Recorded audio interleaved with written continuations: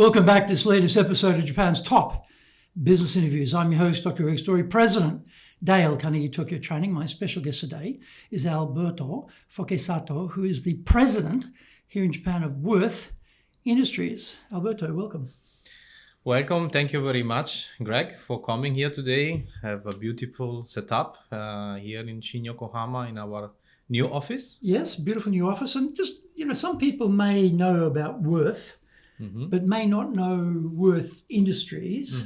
So just maybe clarify Würth Group and how that works, just so people got an idea, because they may have not heard of Würth Industries necessarily. Yeah, thank you for the question. I think this is a good opportunity for a sales introduction a little bit. Absolutely, don't miss the chance. Right? Yes. So Würth is a group founded in 1945 by Adolf Würth, and in 1954, his son took over the company after the death of his father when he was 19 years old. So it's really 19. Really, really young, and bring up the company from 2 people to 88,000 people of today. 88 there, wow. Yes. That's really a big family out there trying to sell something every day. And in the late 90s, the group recognized that the similar approach to every single customer could not work. And they then split into the company unit of Würth Industry that it's targeting manufacturing customers that needs fasteners and MRO products in their assembly line. So this is how we split from the Würth main business, that it's still construction and after sales market for car repair shop, truck repair shop, and this kind of smaller workshops. And you established the office here, is that right? Yes. Right. Okay. So when did you do that? So this was exactly 28th of February last year. It's the foundation day of the company. So we are really close to the first year anniversary. Yes, congratulations. Yeah, thank you very much. And that's why you have these beautiful new offices here. It was not easy to make it happen.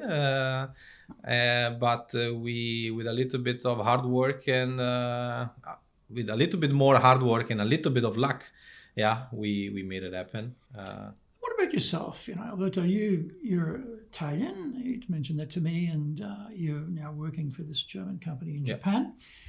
Give us a little bit of the backstory on your career. How did you become the president of Würth Industries Japan? Give us the backstory a little bit. So I've studied Chinese in Italian university. I come from Padova, near Venice. Why so? Because I always like languages. I think languages is a tool that give you opportunity to discover more. So I'm guessing in Italy, probably study of Chinese was probably not that popular, not that many people taking that on. In 2006, not really popular, especially because Chinese got popular after the Olympic Games in 2008 in Beijing. Then everyone realized, China is not really a so underdeveloped country like people could think about. At that time, social media were still not so developed like today. And I switched from economy to Chinese and international business because that was what I like to do. Because I studied Chinese at university too. Okay. Yeah, my undergraduate, 4 years of undergraduate study in Australia. So that was way back in 75. Okay. So those days Chinese was not out common, of the radar. not common at all. But originally I wanted to study Japanese. Me too. Exactly. I wanted to study Japanese, but the university, first year, the university opened, brand new university, Modern Asian Studies, brand new faculty. They had only employed the Chinese language instructors, and the Japanese language instructors coming the next year. Okay. So you're out of kilter with your degree, I said, I'll get to Japanese later, and somehow I did. Yeah, it looks like a boomerang. Yeah, we came back here. Yeah. At that time, Japan economy was still a little bit not so strong like in the 80s. So I said, okay, let's start with Chinese, and then we will see. Ended up to stay in China for 12 12 years. Yeah. Did you get to study in China Yes. as part of your degree? Yeah, You got to study there. Were you in Beijing? Or It was not Shanghai? like Erasmus, but was a kind of a self-decision to go there and study the language. There Right. were not kind of fully exchange semester or years. But yeah, I stayed one full semester in Beijing In Beijing. Okay. and one full So you have a semester. Beijing accent then? No, but I can recognize when right. somebody's Yes. speaking from the Dongbei Yeah, north area. Yeah. And then one semester in Shanghai. Oh, okay. Yeah. Yeah. Well, Shanghainese is like just totally unthinkably different. I mean, I was in a cab in Shanghai and the driver took a phone call. And I'm listening to this guy. I thought, what language is that guy speaking? It doesn't sound like Chinese. Where is this guy from? It was Shanghai dialect. It was just so different. I was amazed. Yeah. Yeah, I think China and Italy really similar on In that sense, dialects, regional accents, on yeah. dialects, on kitchen, on cuisine, and so Yeah, it's yeah. China. Italy is much smaller. Oh, which part of Italy are you from? My father, it's from the northeast, close to Venice, a city called Padova. Oh, Padova is very famous. Yeah, and my mom is from Sicily. Oh, okay. So I have this North and south, north yeah? and south all in one. No fighting. No fighting. No. And so after you graduate university, your Chinese must be pretty good after a year in China, I can imagine, after you've already started studying it. And you learnt the simplified characters, the Hanzi, the simplified Hanzi as well, right? So then what happens? What do you do? In those days, where do you get a job? How do you start your career? Is there an opportunity to use your language? It's not easy. But I decided that I wanted to work in Shanghai at that time. Okay. I was having a kind of apprenticeship in another German company in Italy, doing home appliances, and they offered me to go to Hong Kong. Mm-hmm. But then I said, I studied Chinese for 5 years. If I go to Hong Kong, no point. it's not the point. And then already at that time, I think I was a quite good networker in my little space, as a 20, I think I was 26. And I connected with the CEO of Würth China, that at that time was Italian. So it was a quite lucky matching, and he offered me a job. If you want to get ahead in Würth, be Italian. That sounds like the success rate for me. Everyone rises to the top. Würth Italy is one of the top sales company in the Würth group, and when you are a successful person, the group is offering you a lot of choices internationally. Yes, so I'm already still in touch with him. Actually, I wrote to him an email this morning for some private. Is he still in Würth? Yes. He's still there? Okay. He's in Würth since more than 25 years. Okay, great. Yeah. So he gave me a shot. He believed to have a kind of integration between China and Europe could breach some of the cultural gaps that you always have, and that's how I started. So you were working in Shanghai. So I was studying and working in Shanghai end of 2011, and then I met him. He offered me a job. I went back to Italy. February, I got my master degree. In middle of February, and 1st of March, I was working in Shanghai for the new company. Oh. So employed locally directly. Oh, okay, right. And how long did you spend in China at that time working for Würth? I worked until the end of 2022. Oh, okay. So you spent the entire time. Yeah. Then how did the Japan thing come up? So end of 2019, after being responsible for sales in China, my previous boss offered me the chance to build up an Asia Pacific sales department for our international key accounts. And then he said, it's time to give a shake to the career and start something from scratch. But then COVID arrived. So being responsible for APA, but not being able to travel has been a little bit an issue. So end of 2022 and the big lockdown that we had in Shanghai, I decided to move to Vietnam with my family. This is HoChiMinh? HoChiMinh, yeah.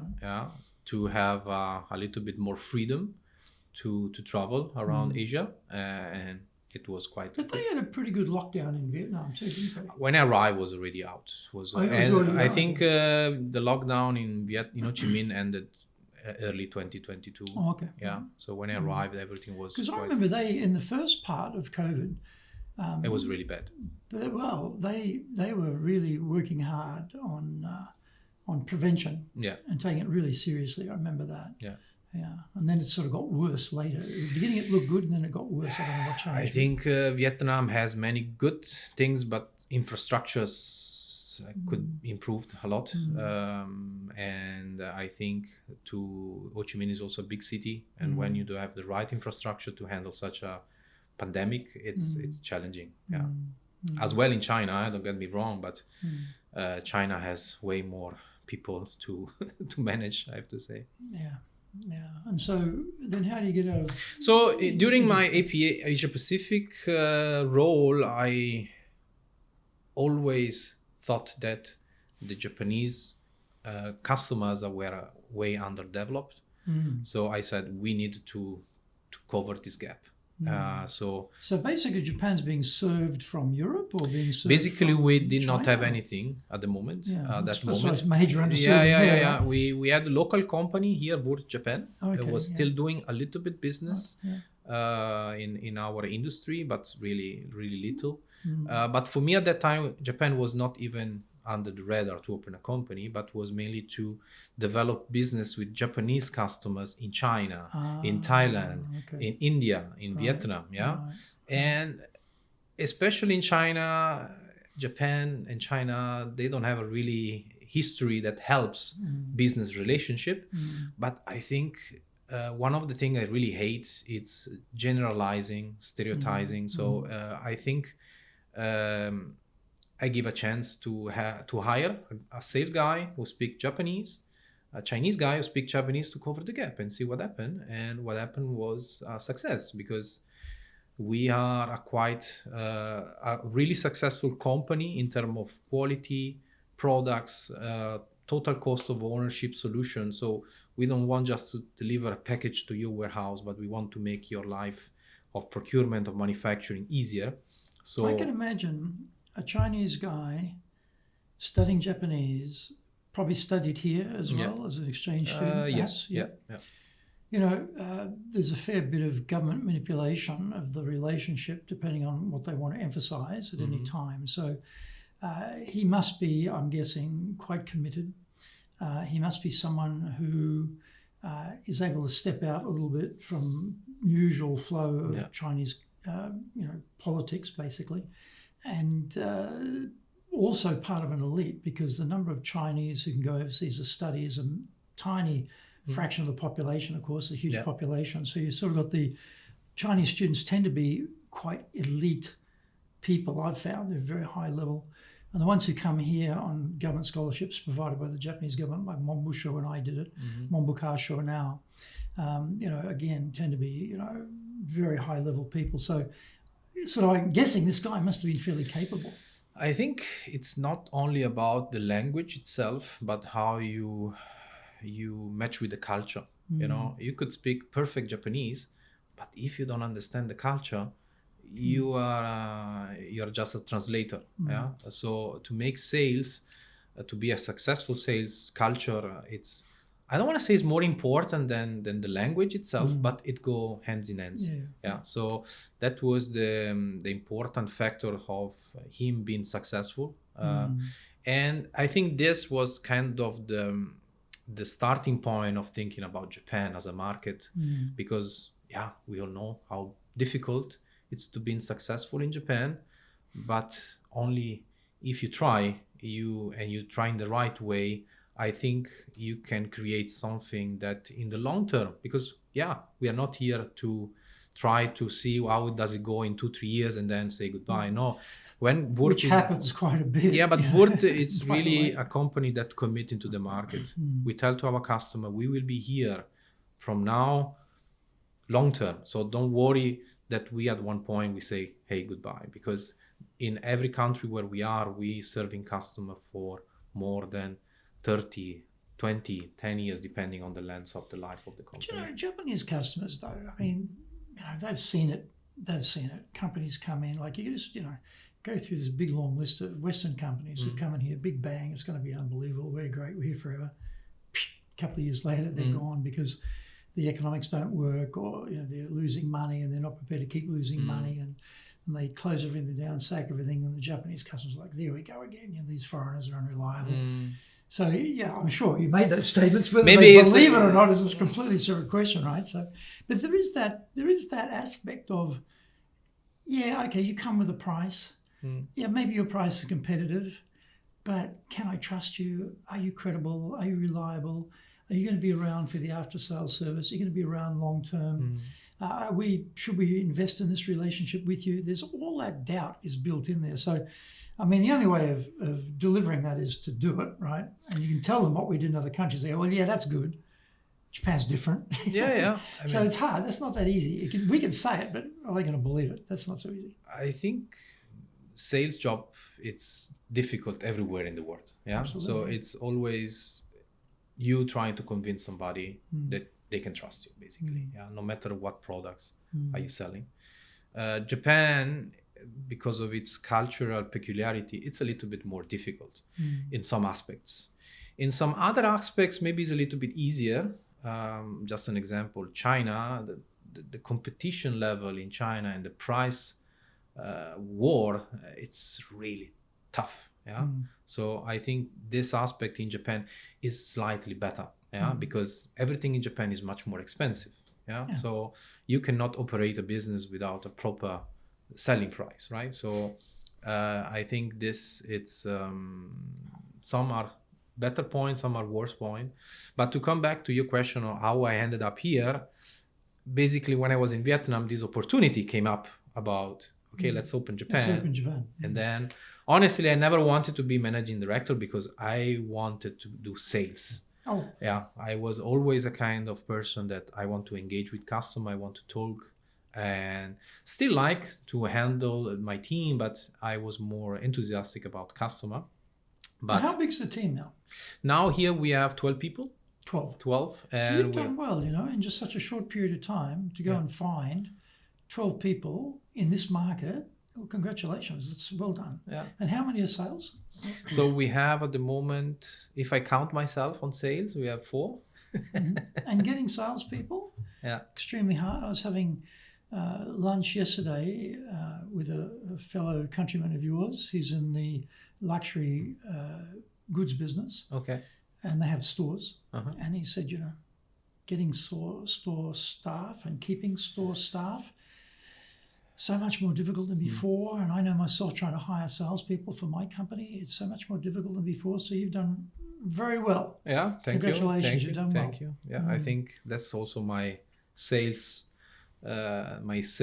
skills help me to, I don't want to say to convince people, but to explain them in a fair way what they are going to expect. Because if I would have done only the sales, I would tell them only the good things, don't get me wrong. But one of the important factor when you hire people, it's to tell them also the bad things, what they are going to face.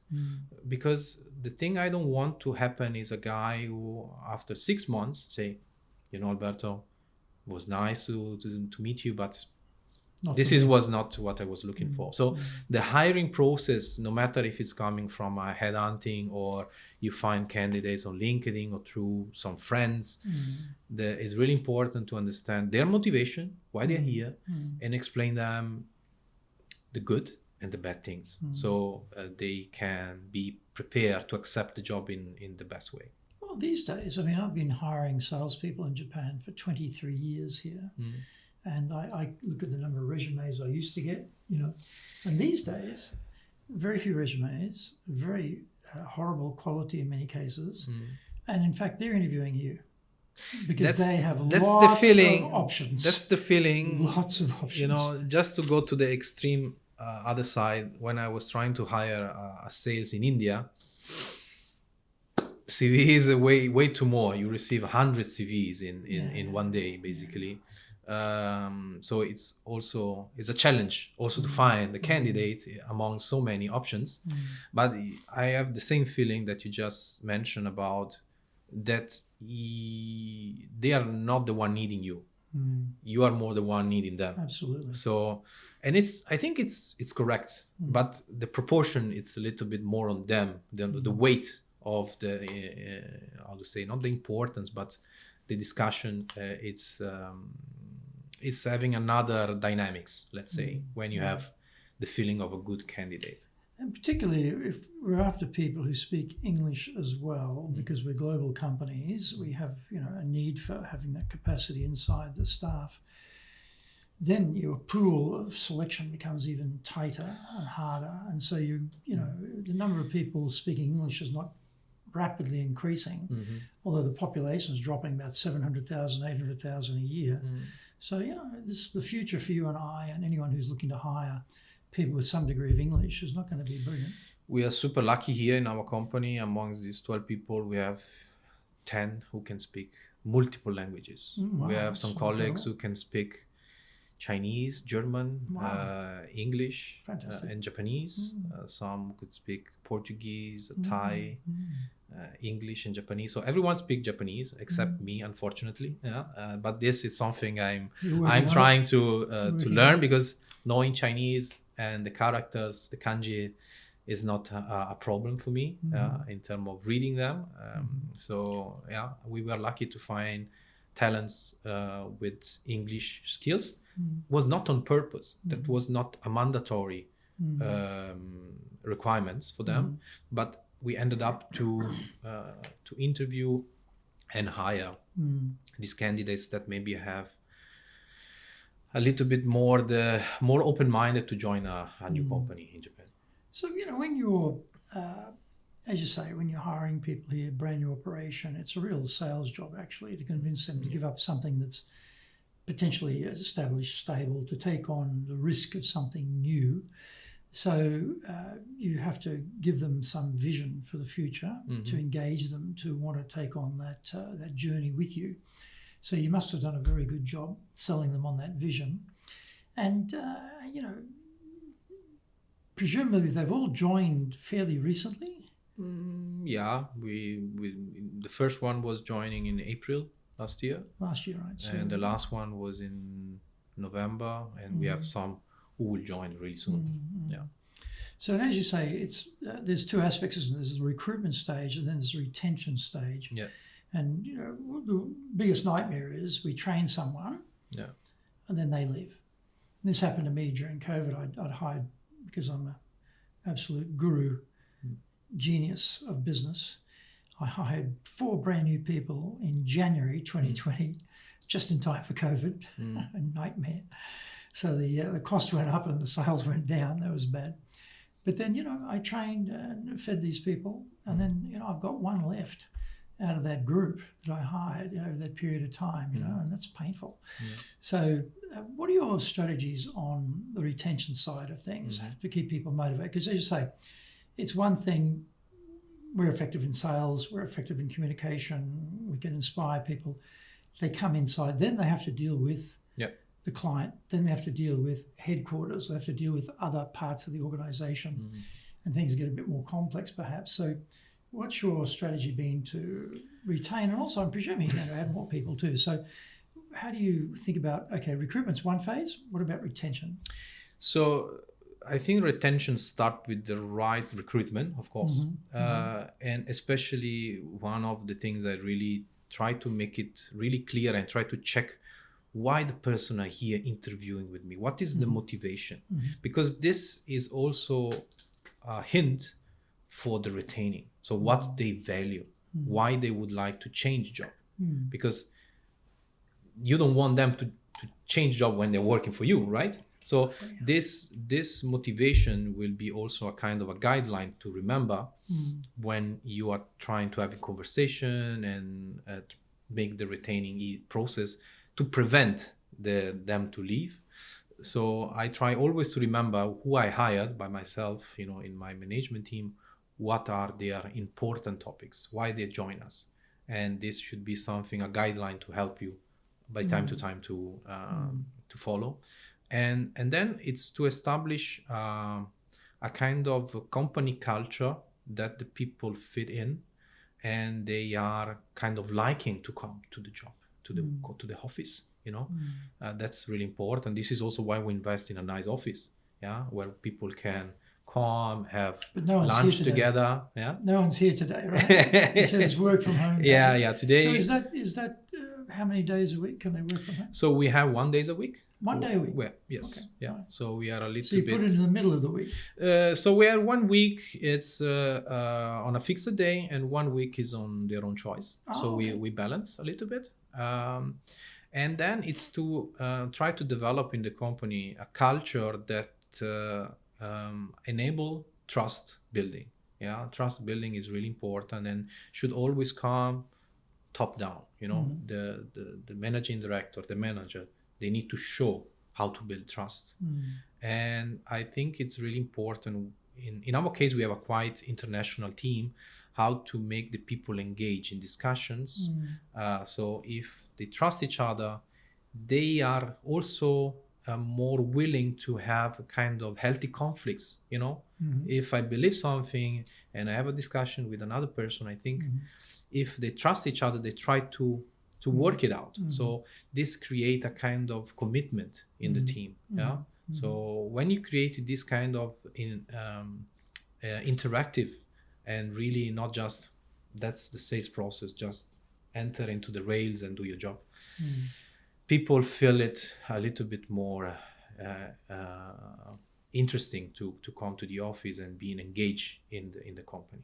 If you want to be successful as a leader, do the Leadership Training for Managers course. All companies need people who can both manage and lead.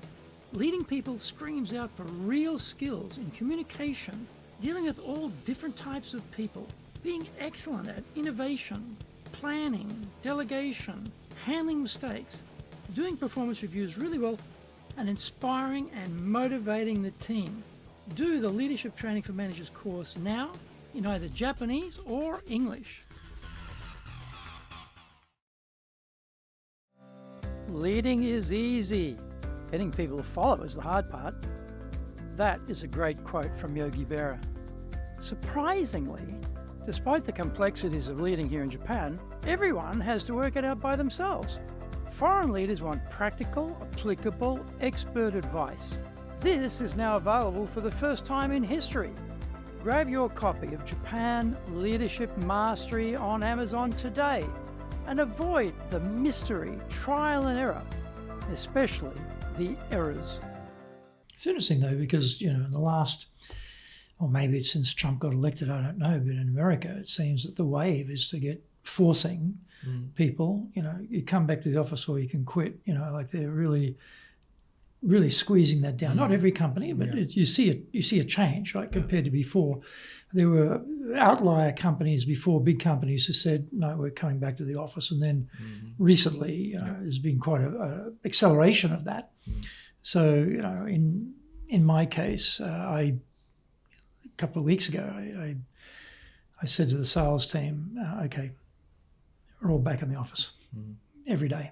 Now, I don't expect them to spend a day in the office. I expect them to be in the office of the client, but this is home base and we're all going to be together, because I felt that we were drifting a bit.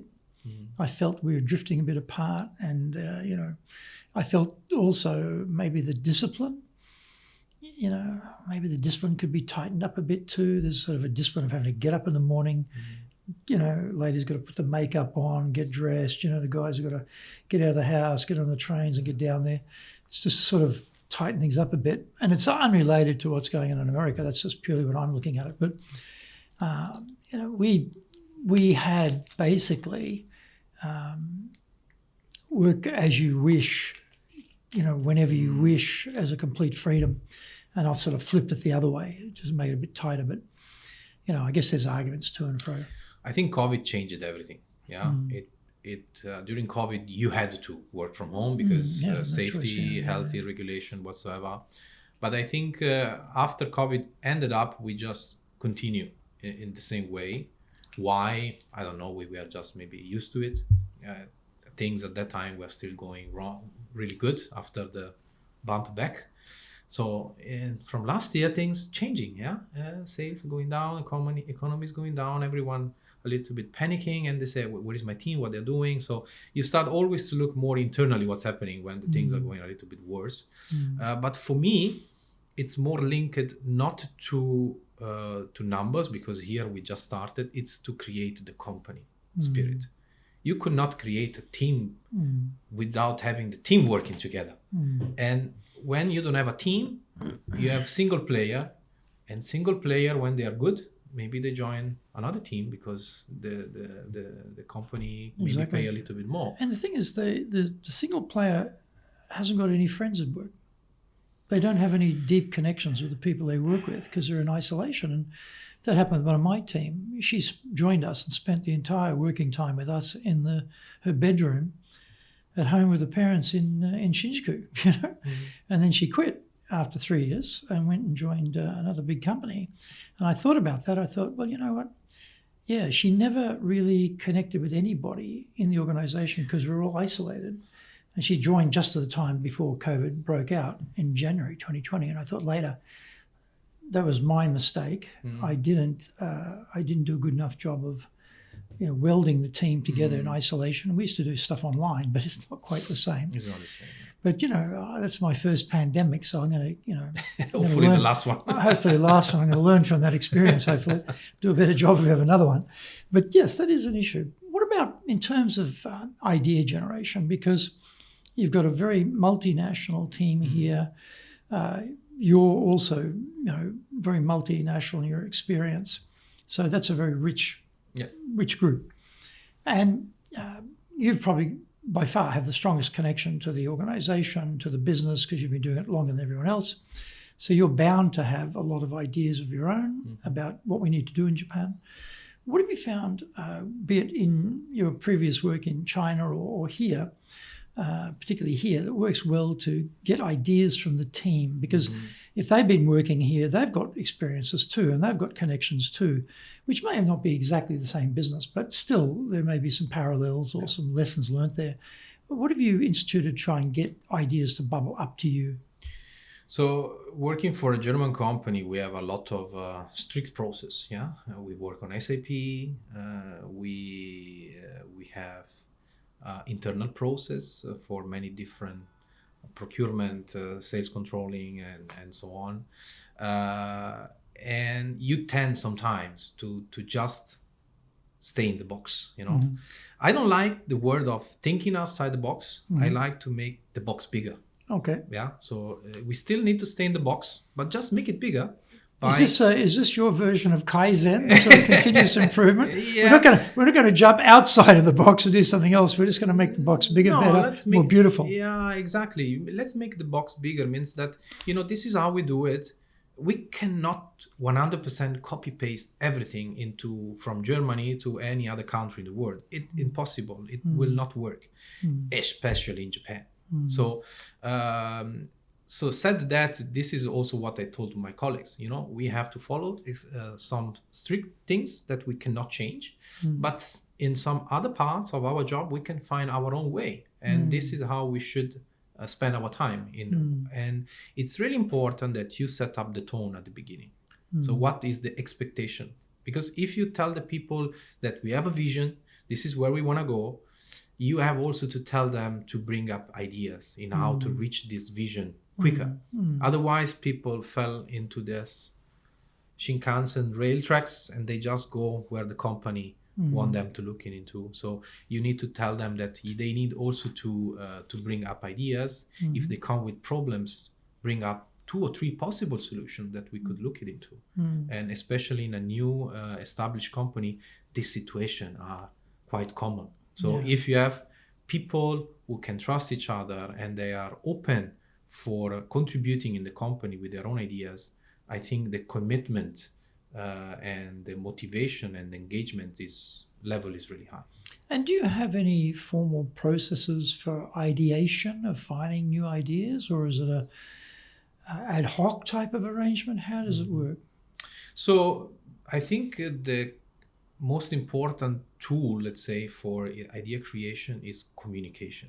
Okay. So we always keep time to talk each other, no matter which department, in a single way or in a multi-department way to find ideas to solve issues. Yeah, the ideas may not come during the meeting, but having open communication, that is possible to do only because people trust each other. Because imagine that people are a little bit close up. They don't want to expose themselves because they think, oh, if I say something stupid, people will think I'm stupid, So also in this country too, I mean, when I'm from Australia, right? So it's an egalitarian culture, and hierarchy is not a big deal there, and people are prepared to put their ideas out. But in Japan, you're looking for ideas. People looking around the room. Your company may be a bit different because it's new, but in most cases, looking around, who's the most senior person in the room? I should defer to them. Who joined the company before me? I should defer to them. Who's the man in the room? If I'm a woman, I should defer to the men. Who's the youngest in the room? I should defer to everybody. So they're self-selecting themselves out of the ideation process completely. And so, having a methodology, we have one that takes the hierarchy out completely. So it is very much a common base of everyone being able to contribute freely and not being isolated. But in Japan, they do self-select themselves out. So that's something we've always got to keep in mind. But this is the job of the manager, trying to give them the opportunity to speak up. Yeah.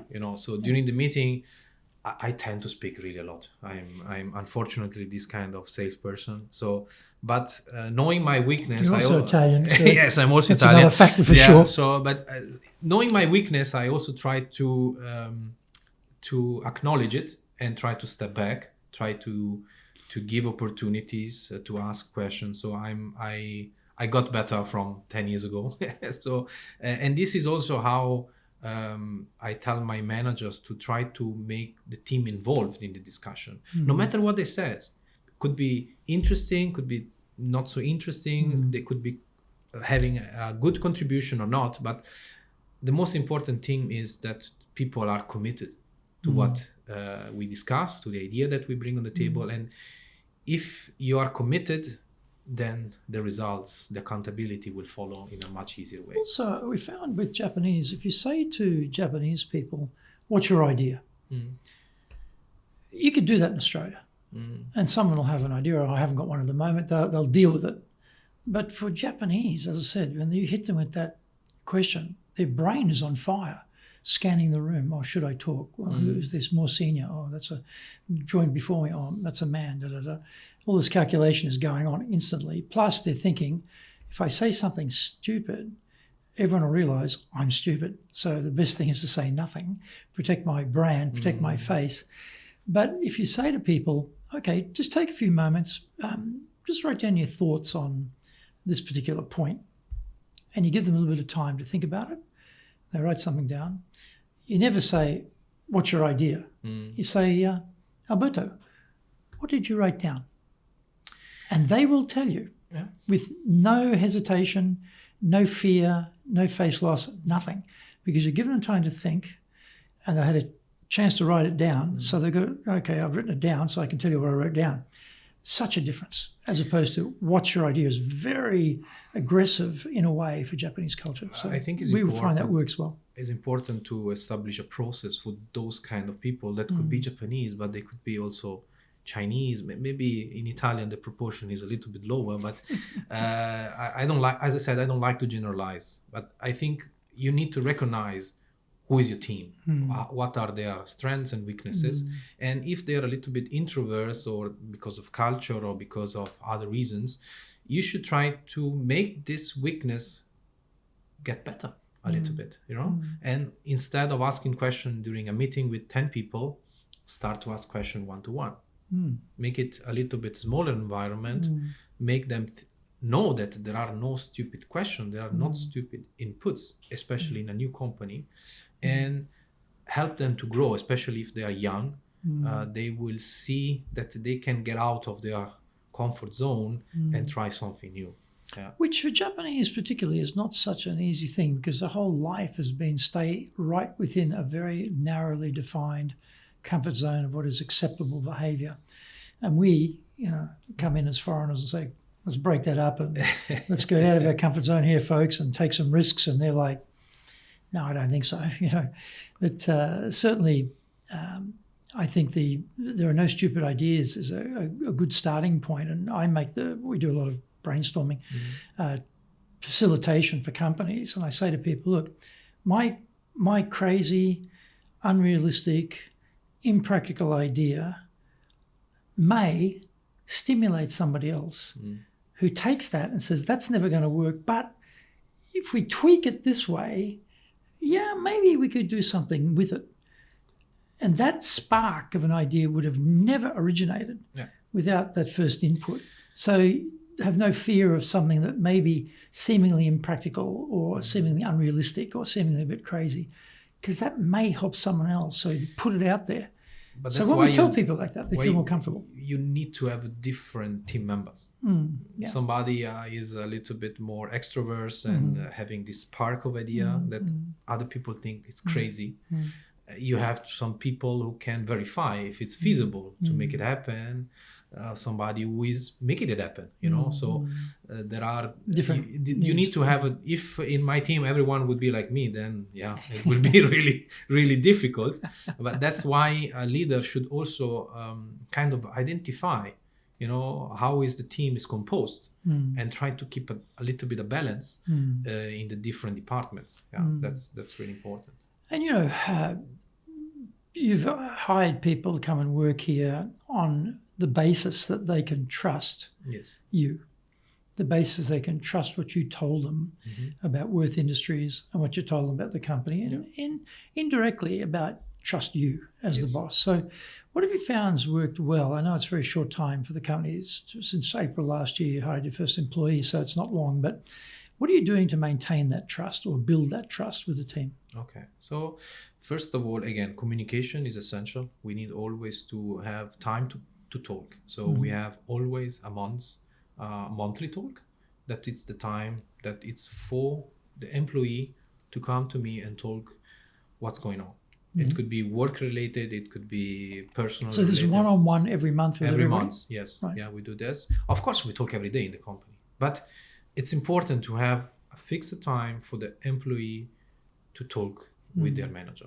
No matter if it's me or the line manager, they need to have this conversation. And it's really important to understand how is the employee feeling. That's really important. I always start my talking, how are you doing? How is the things going? Is this like a type of is it like a performance review on a monthly basis or different to that? Performance review, we have it on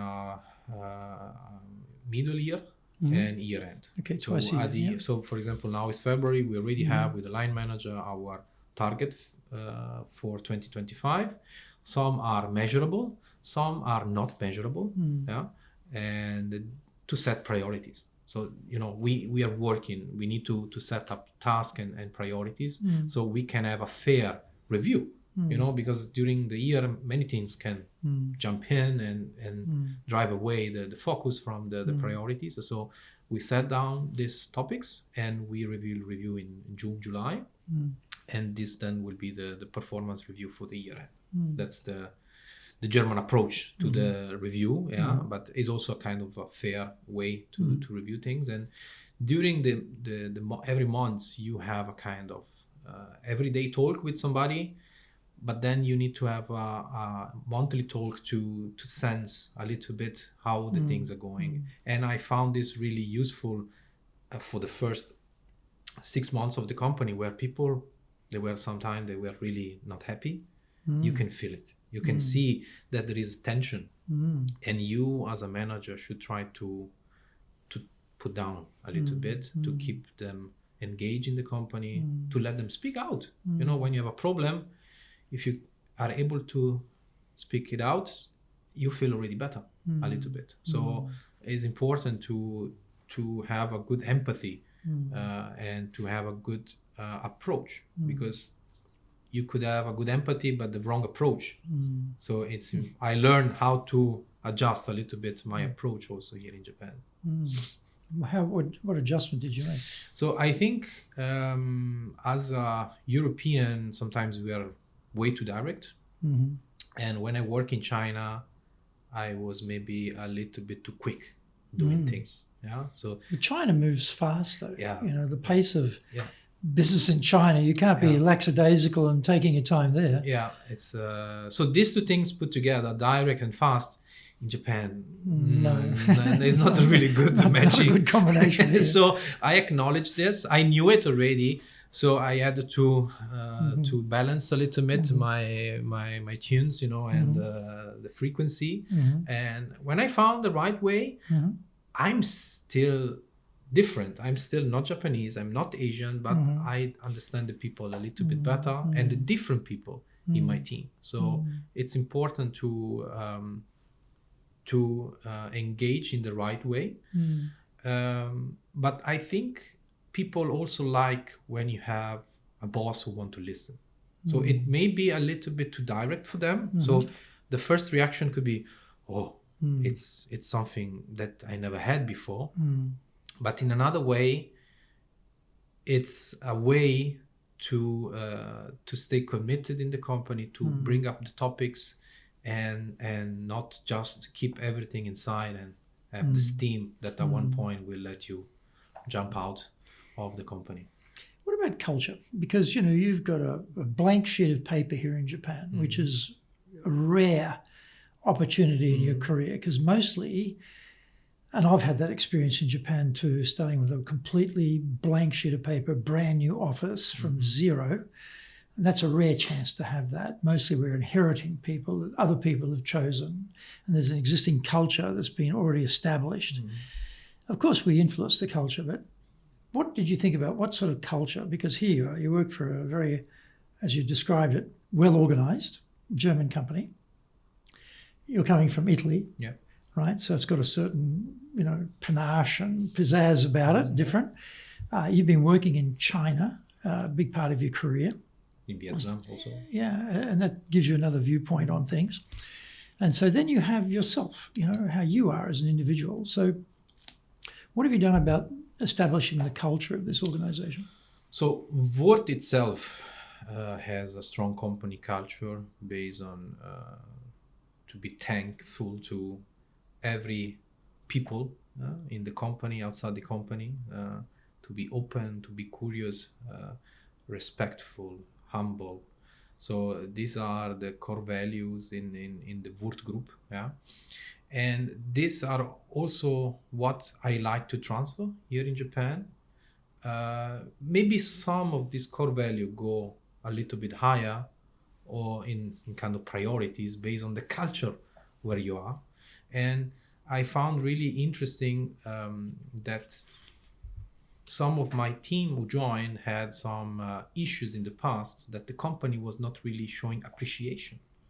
And appreciation, the way to say thank you, is one of the core value in Würth. It may sound really simple and basic, but is also so powerful.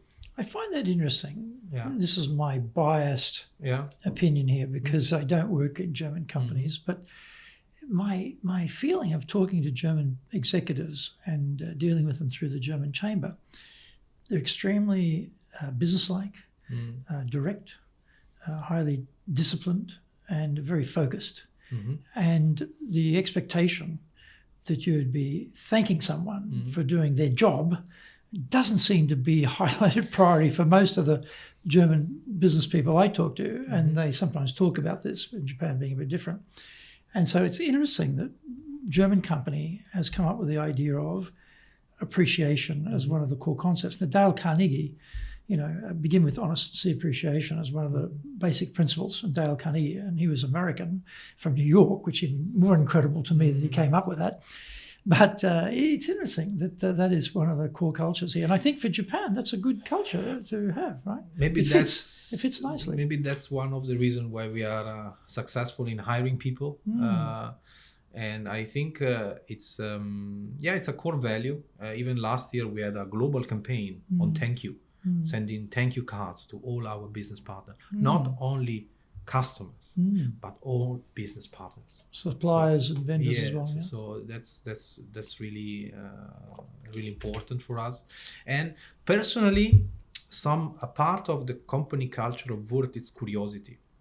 That's maybe my higher level of company culture point, because being curious, it's the trigger point that make you successful, that help you, especially as a salesperson, to understand people. You know? Especially overcoming issues. You've got to be curious about how to solve that issue for the client, as opposed to formalistic about it. And being curious, it's also a way to be a little bit direct. You cannot be curious without being direct. You cannot understand the other person in across the table without asking questions. So the way how you ask them, it help you understanding the culture, how when ask the question. So this is what I also try to make the people ask why it's not working. Why? Interesting though, one of the things I'm giving in my book on sales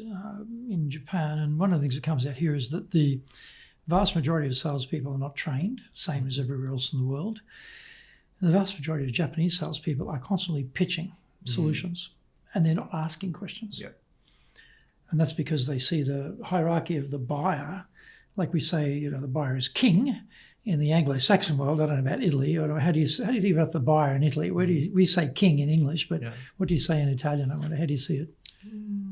Il cliente. I don't think we have a way. You don't have a way saying. Well, customer is king. It's in English, Very common thing, right? But here, the customer is not king. Okay. Here, the customer is God. God. Well above the king. So they defer, and they think that asking questions is rude. So let me pitch you on what we've got. I'll explain what we've got and see if something resonates with you. That's a very, very poor way of doing sales when you've got limited time. But there's a way of asking, may I ask questions? There's a way of bridging into it, which is not hard.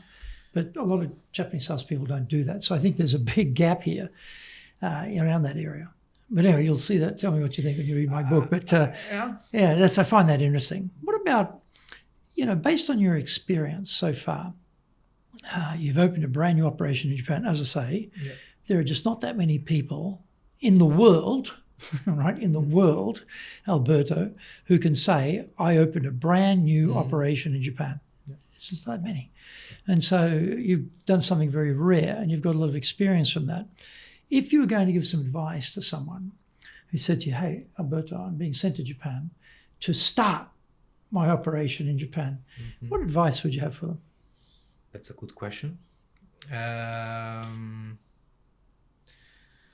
I think making a really well business analysis of your projects, making market analysis to understand if what you're planning is feasible, and trying to project yourself in the next 5 years in terms of cost, in terms of target sales. So to see if you have the financial capacity to engage such challenging journey. That's really the pragmatical part of my input. The emotional would be that you need to prepare to find a lot of issues that you never faced before. So if you have the right spirit, that you like challenge, that you have some days that you have no idea what's going to happen, and you need still to try your best to make everything on time, you should have the right spirit set up for this challenge. That's really important, because at one point there will be some days that is really tough, and if you at one point say, okay, I tried, but it's too much for me. So this is something really, really important, to have the right mindset for this challenge. Is that an acceptable idea? It's too much for me, I give up. We're in business. If you're sent in to run a team, a project, or a company, I've never thought there was an option of I quit. Me neither. But as you said, there are many companies that at one point they say, okay, we close. There are too many issues. There are too many. But that's usually not in the first stage. They've come in. They've usually they've either bought something and then tried to bridge out from that, or they've started from scratch and they take, they usually quit. It takes 4 or 5 years, and someone back at headquarters runs the numbers, runs the projections, and says that's never going to work. Maybe let me rephrase it. Maybe it's to not let this all-day challenge in this such a stressful moment impact you on other tasks you have, like hiring. While I was opening the company, I was also hiring the people. So opening a company could be quite stressful, but when you engage to the people who join it, you should have another mask on your face to be really really optimistic and really a good salesperson to get these people on board. So you can't be down in the dumps with depression about how tough things are to open the company up and then carry that on to the interview. They're never going to join you, right? Like, this is a losing company. I don't want to join. So you got what other things would you advise? So I think it's really important to hire the right people. This could be a kind of a basic topic. This is a very interesting really basic question. But how do you know? in every job I had in the past, when I was hiring, there are 2 ways how to hire. One is to fill the headcount, and one is to find the right person. So when the time pressure is high, you just tend to fill the headcount. This could be really disruptive for a new company, because imagine you hire your finance manager and you just hire to fill the headcount, and maybe this person 6 months later say goodbye, and you had to have this person going through all the trainings, all the SAP finance, that it's really in our company is quite complicated. So my suggestion is really, for the key position, you should find, and I will use a word that we had discussed last week, kind of anchors of the company. So somebody who can really let the company stay stable for the first period of time.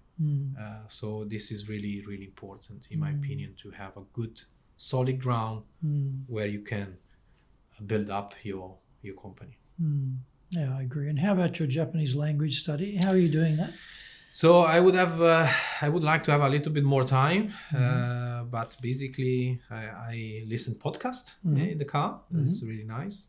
I use some apps, and during the weekend I try to stay on my desk and do some learning. Last year I had my second baby born here in Japan, so this is a little bit bringing away some time from studying, but it's You're not using a tutor or something like that? That's the plan for this year. That's the plan for this year. Because that'll speed things up. I mean, you mentioned your wife is Chinese, so the chances of you speaking Japanese at home are probably not high. So you've got to get someone. And when I was in Nagoya, we opened the office there from zero, like you did, and then we made it a rule that Monday and Wednesday was English day. Tuesday and Thursday was Japanese day. And Friday, your choice. That's cool. Because I needed to improve my Japanese. That's a good input. And they needed to improve their English. So it was quite fair. And, stressful speaking. And if you're not used to that language, it's quite stressful, quite tiring. So having a break, one day on, one day off, and then one day free. So, that proved to be quite democratic and reasonable for everybody. And I found that worked quite well. That's a good for me. That's good. I mean, I had Japanese when I got here. I'd already been here as a student, so I wasn't starting like you from a very preliminary starting point. But so I already spoke Japanese, but to improve it, to really a language, you need to speak it. If you just study on the books and you're not talking, it's not a language. It's something else.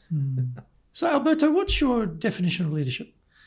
So I think you can read a lot of books about leadership, but for me, I used to be a rugby player, in Italy. I'm looking at you. You must have been on the wing. At that time, I was still on the big part of the team, but then in the forwards. Then the other guys start to grow more and more. This was when I was like 14 until 18, 13 to 18 years old. Yeah, but I think I still like to watch rugby, and I think playing sports really give you the idea of leadership. You know, as a coach, you know, you need, and we discussed briefly in the previous questions, to select your players for the job they have to do. For sports, of course, is a little bit physical, but it's also mental. Rugby is a good analogy because you know, you listen to rugby coaches, and they often make the point that rugby has a position for all different types of physicality.